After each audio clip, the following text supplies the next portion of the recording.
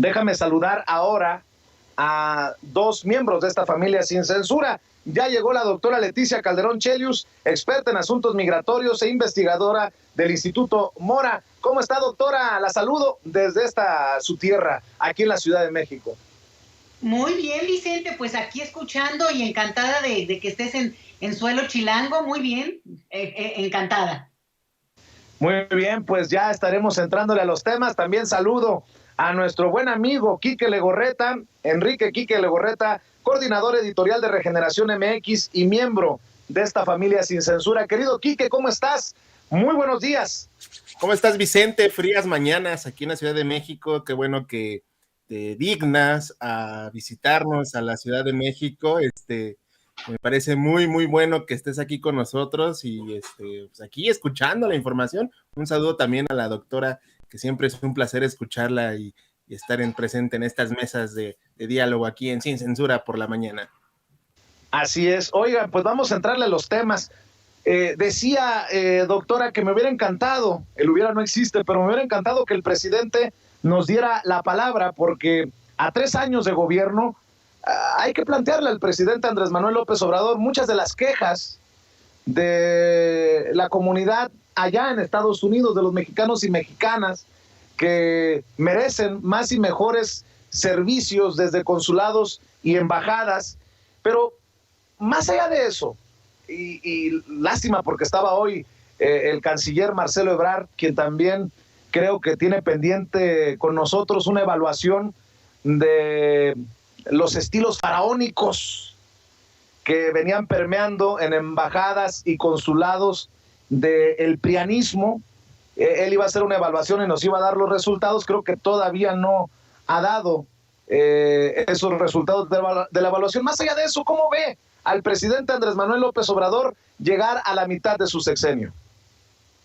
Pues mira, yo por lo que escucho y las estadísticas que nos están dando a conocer los últimos días, pues creo que en un momento interesante, porque ¿quién lo hubiera dicho, Vicente, después de digamos, no después, digamos en medio, no sabemos a qué altura, pero de la peor pandemia de nuestra vida, digamos, el momento más crítico en términos de sanidad pública planetaria, pues estar librándola, es como ir en un barco y poder ir, sin no naufragar, sino justamente poder ir controlando de alguna manera el barco. A mí eso me da mucho gusto porque al final nosotros somos los pasajeros del barco. Entonces, me parece que es muy interesante, que se toma nuevo aire con esto, algunos cambios que, bueno, pues yo voy siguiendo como interesada en la política, pero que también no alcanzo a entender cuál es el panorama que se quiere plantear en términos del ajedrez político de los siguientes años. Pero me da gusto que al final de cuentas, digamos, tengamos una situación que permitió salir, porque aguas,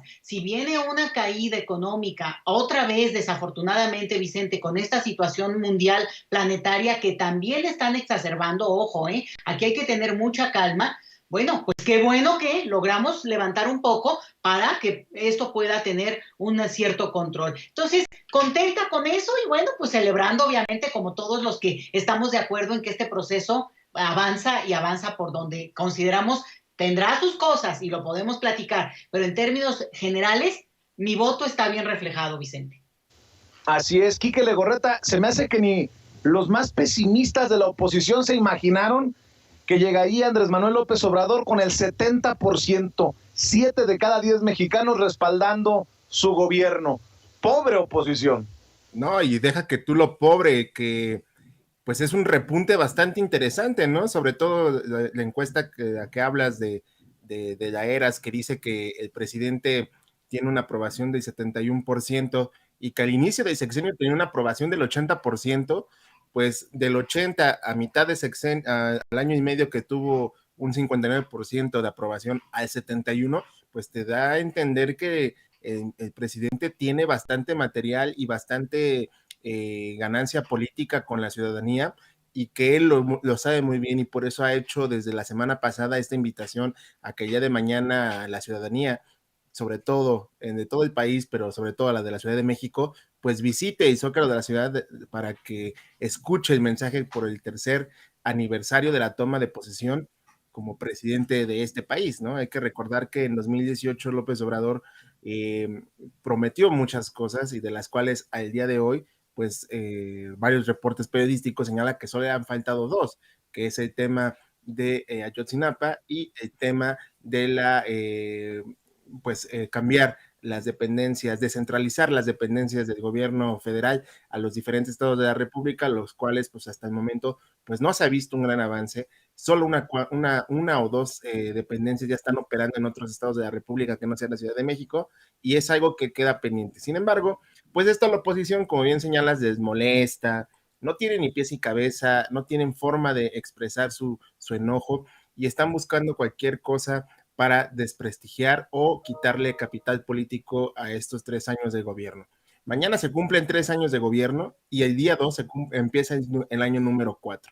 Es importante decirlo, ¿por qué? Para que la ciudadanía entienda el momento en el que estamos viviendo. ¿Se ha pasado muy rápido el tiempo? Me parece que sí, obviamente por el tema de la pandemia, pues los tiempos se han ido perdiendo, ido entendiendo cómo ha avanzado la situación, pero esta aprobación y este 71% de aprobación que tiene López Obrador, ningún presidente lo había tenido en ese nivel, y menos a una mitad de sexenio, a pesar de que ya se vivieron las elecciones, a pesar de que ya se vivieron varios golpes mediáticos en su contra, y que hasta el día de hoy la ciudadanía sigue confiando en esta batalla por la transformación del país, y como lo dice el presidente, es un cambio de mentalidad que va a tardar tiempo en que se concrete. Sin embargo, hoy, pues ya 3 años de gobierno, pues tenemos esta transformación mental, no solamente en el tema político, Vicente. Queridos compañeros, los quiero saludar con muchísimo gusto. Les habla Antonio Ruiz, doctora Leticia Calderón Chelios, queridísimo Enrique Legorreta, colega periodista. Permítanme hacerles unas preguntas de un tema que me parece también fundamental, y comienzo precisamente con la doctora, porque sé que ella nos puede dar un panorama más amplio sobre los paradigmas. Ayer el presidente López Obrador exhibe a Carmen Aristegui como una periodista de la derecha, una periodista conservadora que dice nunca ha estado a favor de las políticas del pueblo, que nunca ha estado a favor del pueblo. Esto tras un reportaje que no tiene ni pies ni cabeza, hemos analizado en las últimas horas, un reportaje en el que no se cumplen los requisitos del rigor periodístico, que en estricto sentido, pues es la culminación de precisamente el método científico, que se pueda demostrar o tirar una tesis con todos los pasos del método científico, pero aplicado obviamente al periodismo. Un reportaje en el que se trata de desvirtuar y de pues demostrar, según ellos, según los periodistas que lo plantean, que hay irregularidades en una empresa de los hijos del presidente López Obrador tras una herencia que recibieron, Sembrando Vida y la fábrica de chocolate se llama la investigación. Pero bueno, se cae a pedazos esa investigación. El presidente exhibe a Carmen Aristegui, que es uno de, vamos, ella como la propietaria de uno de esos espacios que comparten esta investigación, como una periodista de derecha. Y para mí, me parece, doctora, se cae el paradigma de quien vendría siendo una figura precisamente de la izquierda. Alguien a quien se le consideró durante mucho tiempo como una periodista progresista, pero que según López Obrador desde siempre ha sido parte de esas esferas del poder, de esos personajes que han estado junto con el conservadurismo desde el principio.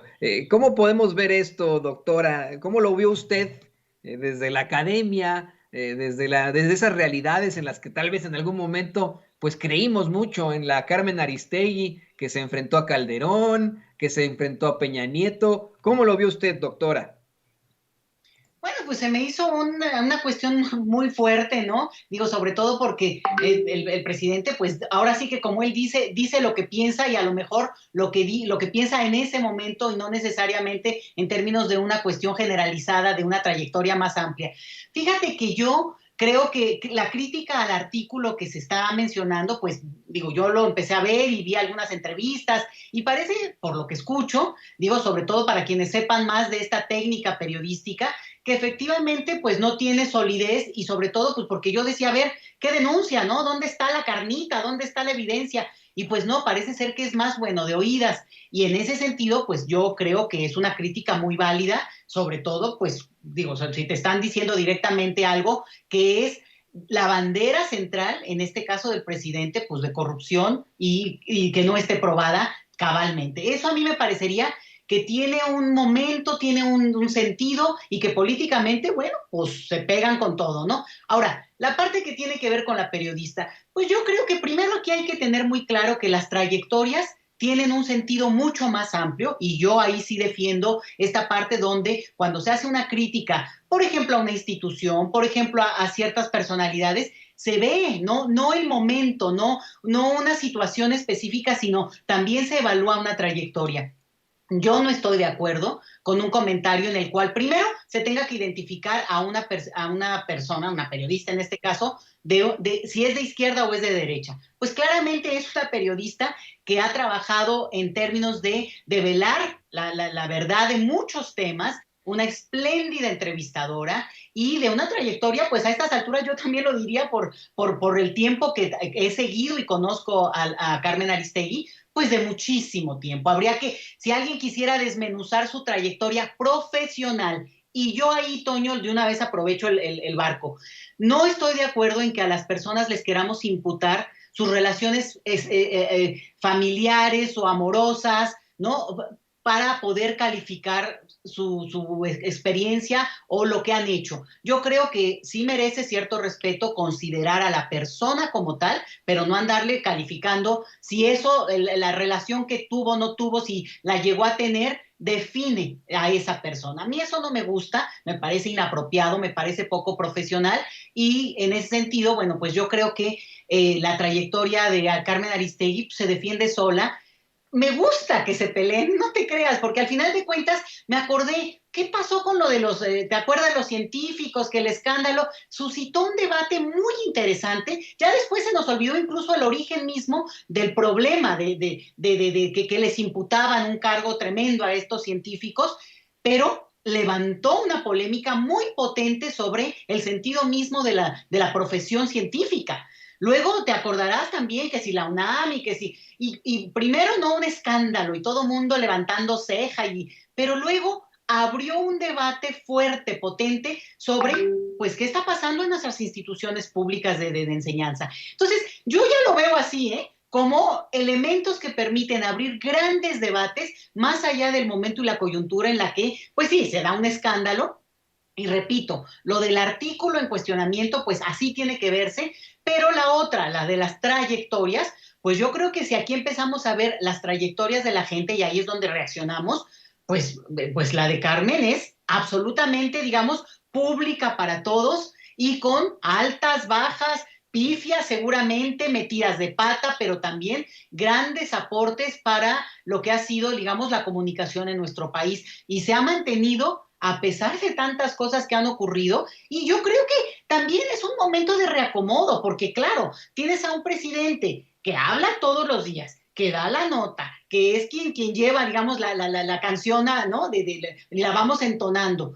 Bueno, pues claro, ahí hay también un intento de poner distancia y me imagino que a eso, supongo, ha obedecido sus decisiones editoriales que yo no comparto, pero otra vez, yo no sería de esta idea y te digo, a mí no me escandalizó, y nada, ay, no, bueno, ahora resulta que nos engañó, no, francamente no. Sí creo que hay momentos, hay errores de todos y cualquiera estamos en el puntito en el cual dices, no, aquí en este punto no hizo lo correcto, no lo que se escribió, lo que no se dijo, no, ¿qué te puedo decir? Una trayectoria tan larga como la de una persona ya del tiempo en público, como Carmen Aristegui, bueno, pues obviamente tendrá mucho para un lado y para el otro, pero no, yo no comparto esa idea, pero me gusta que el presidente, si eso es lo que piensa, que se lo diga, bueno, pues también ella tendrá foro, ella tiene más foro también para responder y no es como que cualquiera que no tendría la posibilidad de hacerlo. Entonces,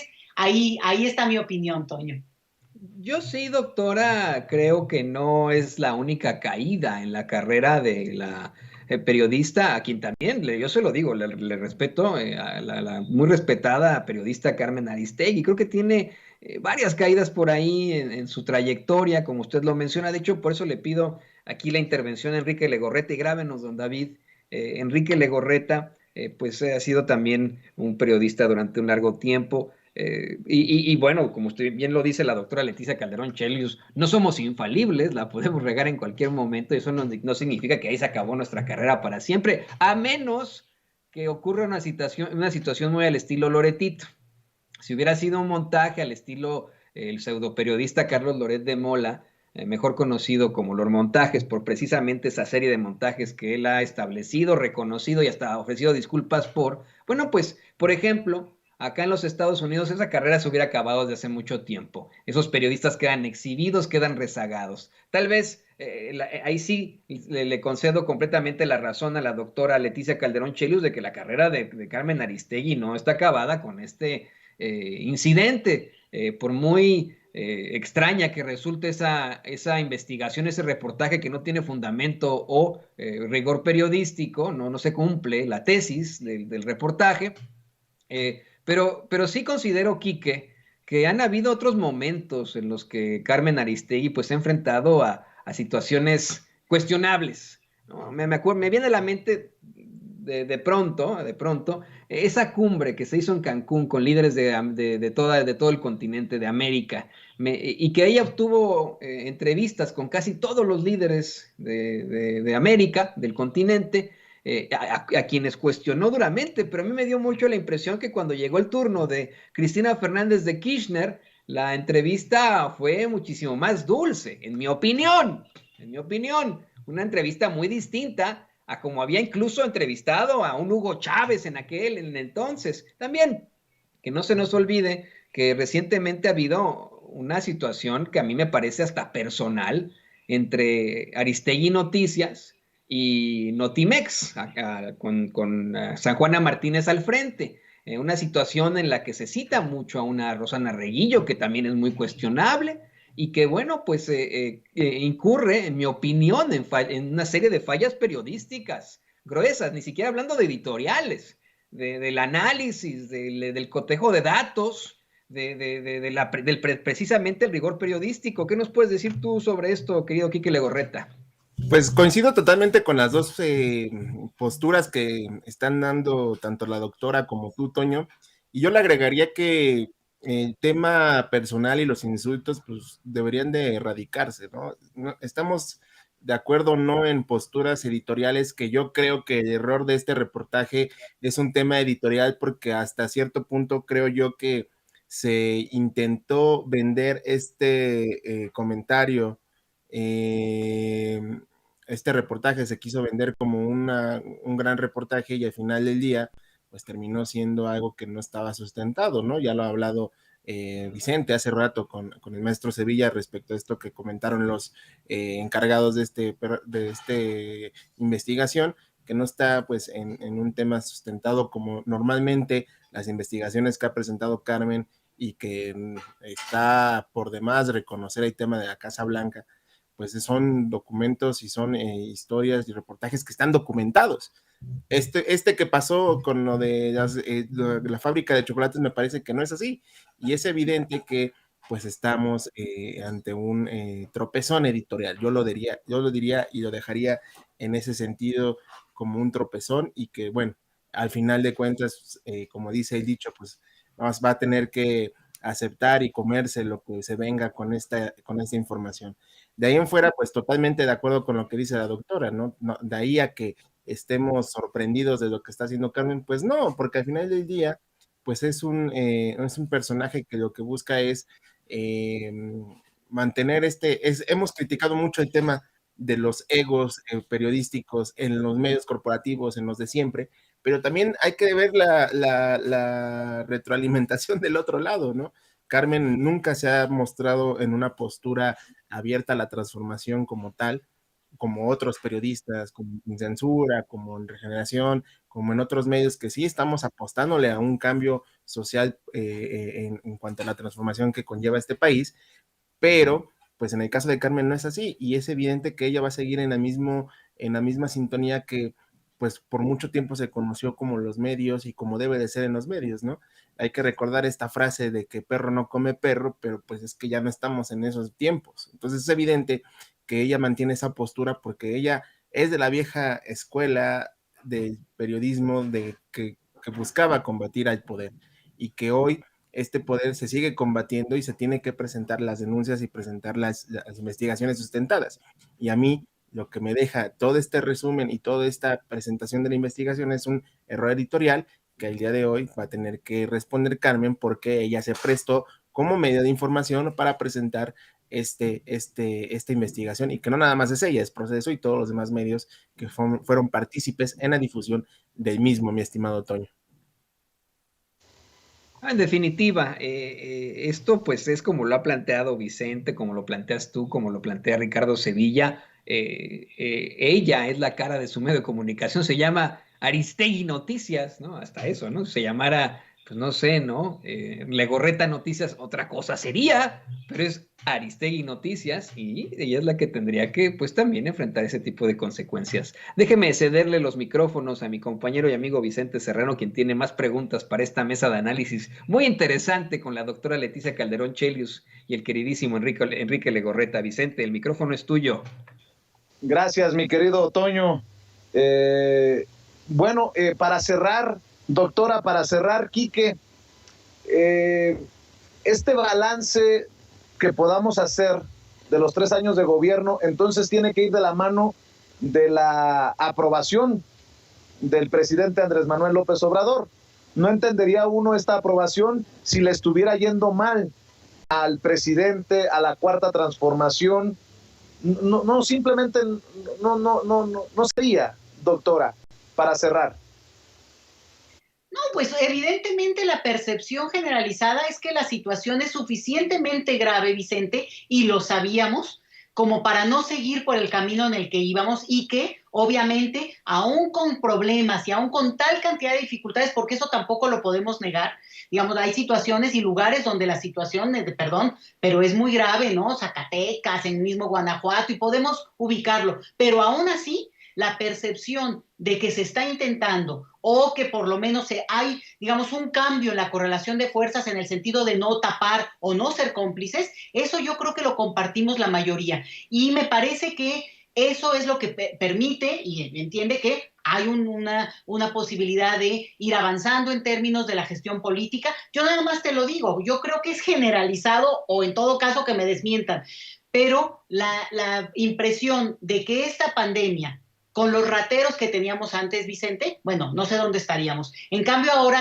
la impresión es, con todos los errores que pudieran decir, sin embargo, sabemos que no nos, digamos, aprovecharon para dejarnos en ceros en la cuenta. Y creo que eso es positivo, porque al final de cuentas, estamos viendo que, aunque queremos que se amplíen muchas cosas, que si la vacunación como en otros países, que todavía falta, sí, pero sabemos muy bien que no es por falta de intención o incluso de ir viendo de dónde se va moviendo el recurso que se tiene. Hay mucho por hacer, muchísimo, pero creo que no nos han dejado, digamos, la promesa va avanzando y eso es algo muy potente, Vicente. Siempre la esperanza, y no es una cuestión nada más así metafísica, no, es potente en términos políticos, Vicente. Así es, Quique Legorreta, escucho tu opinión. Pues mira, los resultados son importantes y me parece que llegamos en 3 años a... Es que es complicado, Vicente, es complicado hacer entender a la gente que las cosas ya no son como ellos han venido acostumbrado a hacerlo por más de 80 años, es complicado. Es evidente que, y aquí entraría el dicho, bien dicho, de que mono viejo no aprende nuevas maromas, y es evidentemente que la sociedad tiene que ir poco a poco comprendiendo que en 3 años no van a cambiar 80 años de tanto saqueo, tanto robo, tanto violencia, tanta desigualdad. No van a cambiar en 3 años lo que se pasó viviendo todo este país por más de 80 años.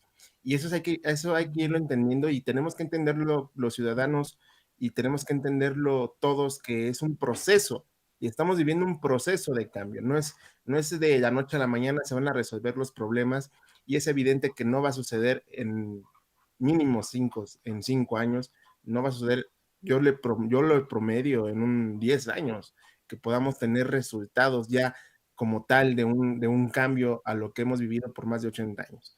Evidentemente, pues mi generación, es la que se va a encargar de poner todavía más los cimientos, y no estoy hablando de mi generación como joven, más bien estoy hablando de la generación actual, la que tiene que entender que las cosas ya no son como nuestros papás lo hacían o que nuestros abuelos lo vivieron. Y evidentemente esto se va a permear y va a permear para nuestros hijos, nuestros nietos, y que ellos continúen con este cambio social que merece este país. Los resultados van a tardar, sí, se están presentando también. ¿Por qué? Porque es una lucha constante. Lo repito, lo que decíamos la semana pasada, no teníamos a un presidente o a alguien encargado de gobernar este país que informara constantemente todo lo que se hace. Y a mí me da risa cuando la oposición dice que no se, que este gobierno es totalmente opaco y que no transparenta la información. Pues entonces hacen lo que quieren y quieren creer lo que ellos creen es lo que está sucediendo en el país. ¿Por qué? Porque todos los días el presidente informa. Y el ejemplo claro es los lunes. ¿Cuánta información de las obras más importantes de este gobierno no se da? Todas las semanas se informa lo que ocurre en este país. Y ellos, como la oposición, no entienden que las cosas ya no son como ellos querían o como quieren que sean, pues ellos van a vivir en su error y van a vivir en su mundo. Los mexicanos somos los que tenemos que entender y poner en práctica este cambio social que estamos viviendo. 3 años de esfuerzos por parte de la actual administración, sí. Hemos estado viviendo una pandemia por más de ya, vamos a cumplir 2 años de que se dio a conocer el virus y vamos a tener pues un 2022 bastante complicado, porque no nada más es el tema de la pandemia, también es las repercusiones, como bien lo dice la doctora, de lo que nos va a dejar este constante evolución del virus, que pues se ha hecho los esfuerzos mundiales, porque esto no nada más es un tema de México, sino es un esfuerzo mundial, el que la pandemia se controle y que afecte lo menos posible las economías, porque al final de cuentas nuestro país no soportaría un encierro como lo que vimos el año pasado. Querido Quique Legorreta, ¿por qué no cerramos invitando a la gente para que te apoye en redes sociales, para que apoye los esfuerzos que están realizando desde la independencia? Gracias, Vicente. Pues recordarle a toda la gente, a la familia Sin Censura, que nos ayude a suscribirse principalmente a nuestro canal en Regeneración MX. Ahí compartimos varios videos, el programa del Maestro Sevilla, ahí está siempre puntual todas las tardes, sobre todo de 4 a 5:30. Y bueno, como bien lo dices, nos ayuden a seguir creciendo en todas nuestras redes sociales, @Regeneración MX en Twitter, Regeneración MX en Facebook, Regeneración MX en Instagram y también en Telegram. Ahí síganos, sigan compartiendo nuestra información y bueno, las redes sociales de este servidor, @EnriqueLego2 en Twitter y soy Enrique Lego en Facebook, ahí para que sigamos creciendo estas grandes comunidades que estamos por las audiencias, mi estimado Vicente. Muchas gracias, Quique. Y antes de despedir la doctora, le voy a pedir que se posicione, que me dé su opinión como experta en asuntos migratorios, doctora, porque tengo entendido que la Suprema Corte de Justicia de la Nación discutirán mañana miércoles, el proyecto de sentencia AR 275/2019, elaborado por la ministra Ana Margarita Ríos Farjat, que propone extender facultades al Instituto Nacional de Migración para realizar revisiones migratorias a toda la población mexicana en el país. Esta propuesta, de acuerdo al Instituto para las Mujeres en la Migración, es preocupante ya que concede facultades de revisión al Instituto Nacional de Migración que no están previstas en la Ley de Migración y viola el artículo 11 de la Constitución mexicana. La aprobación del proyecto implicaría un retroceso en materia de derechos humanos, pues presume que todas las personas en México somos extranjeras y en consecuencia debemos acreditar nuestra nacionalidad ante agentes del Instituto Nacional de Migración, ya sea a través de una identificación o por medio de una entrevista donde se tienen que dar elementos objetivos que acrediten nuestra nacionalidad. ¿Qué sabe de esto y qué piensa de esto, doctora? Pues estoy muy preocupada, Vicente. Gracias por la oportunidad de decirlo brevemente. Se trata de un intento de buena fe, supongo yo, que para no permitir que hubiera un perfilamiento racial contra las personas migrantes, en el entendido de que les pedían a las personas que presuntamente son extranjeras un documento de identidad de nuestro país, cosa que, por cierto, a su vez es ilegal. Pero bueno, así se había dado y con muchas impugnaciones se decidió ahora, en esta iniciativa de la ministra Farjat, avanzar entonces para quitar lo racista que pueda ser el perfilamiento de unos y respecto a otros, bueno, entonces que se revise a todos. Y esto implicaría, ojo y urgente de reacción, señores, que a todos y cada uno de nosotros, mexicanos, extranjeros, marcianos o lo que fuéramos, nos pidieran un documento que, por cierto, Vicente, en este país no hay un documento de identidad jurídica universal, no existe. Por tanto, estaríamos al contentillo y a la discrecionalidad de un agente, en este caso de migración, en nuestro propio territorio. Es gravísimo, me parece que hay que comentarlo con más detalle. Tal vez la ministra no alcanza a entender esta parte del perfilamiento racial, racista y además aporofóbico, Vicente, que tiene que ver también con una crítica directa a la imagen que proyecta una persona por su origen económico, ¿no? Por su situación económica. Entonces, sí creo que es importante, se supone que lo votan mañana, obviamente estamos llamando urgentemente a esto y miren, cualquier mexicano que me escuche en el territorio mexicano o desde el extranjero, incluso viniendo pronto a nuestro país, debe estar preocupado porque esto implica una puerta para la persecución de parte de la autoridad sin ningún motivo, nada más pedirte tus documentos, que insisto, ni siquiera en este país existe un documento de identidad jurídica universal. Muy bien, doctora, pues estaremos al pendiente de esta discusión mañana en la Suprema Corte de Justicia de la Nación. Por lo pronto, le pido a las miles de personas que nos están viendo y escuchando que se sumen a sus seguidores en Twitter, en @LetiChelius, Leti por Leticia, Chelius por su apellido. Por lo pronto, le mando un abrazo, doctora, y estamos al pendiente. Abrazote, Vicente, nos vemos entonces, ¿eh? Claro que sí, nos vemos para el cafecito. Nos ponemos de acuerdo durante el día, doctora. Un abrazo.